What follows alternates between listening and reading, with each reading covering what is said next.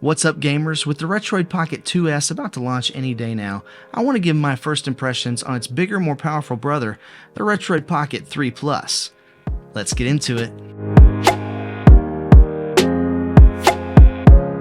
The Retroid Pocket 3 Plus has been out since late 2022, and I've been watching it from afar, but I'm finally ready to dive in and see what this thing's all about. Right off the bat, I can tell you this box is awesome. What a cool box. I went with the 16-bit version. This box is amazing. It has a magnetic clasp when you open it. That is just really, really awesome. Really shows attention to detail and just that they care about the presentation of their product. Here we go. We slip out this plastic shell here. Looks like everything is contained inside of this. Set this aside just for a second and see what else is in here. Not much. We've got a small user manual. Tells us some specs on the device itself, like processor, GPU, how much RAM, storage, those kinds of things. And we have our USB-C to USB-A charging cable. Now for the unveiling of the Retroid Pocket 3 Plus. It looks fantastic. Honestly, it feels fantastic too. Kind of immediately, I'm noticing a couple of things. One is that the D-pad is really, it has a click to it. I'm not a huge fan of clicky D-pads, but that doesn't mean it doesn't function well. Also, these joysticks are almost, not quite, but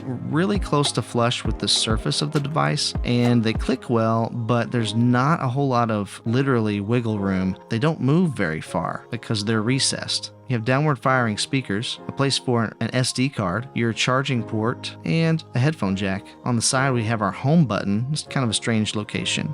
The start and selector on top, also kind of weird. That's an HDMI out there, and your power button. Also on the left side we have our volume rocker. And the plastic on the back, I mean, it feels nice, but it's slick. This is a decent size in the hand. It feels pretty good. It's lightweight, but it's chunky enough that you can tell it's built well. It reminds me of the size of a Nintendo Switch Lite. A nice logo when you boot it up. Welcome to Retroid Pocket 3 Plus. You will like it, comma, let's get started.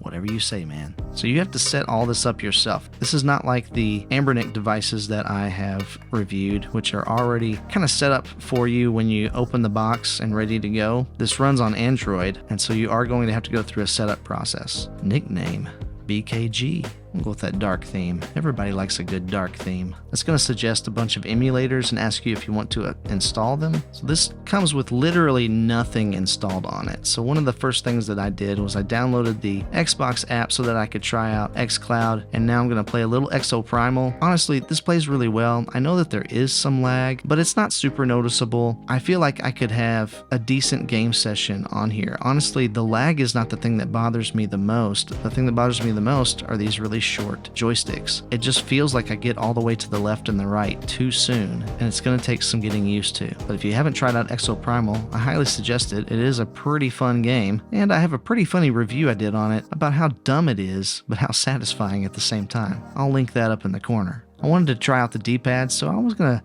play a little Shredder's Revenge, also on Game Pass over the cloud, and it's pretty fun. Again, maybe I can tell that there's just a little bit of lag, but that's just how it is with cloud gaming. And this allowed me to get into the game faster and without having to download and install something, which is what you're going to have to do when you set up this device. And here's Halo Infinite, same kind of thing. It's kind of neat playing your Xbox on such a small screen. I'm not going to lie, it's pretty fun. See if I can take out these grunts real quick.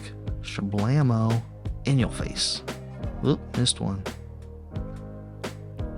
Smack.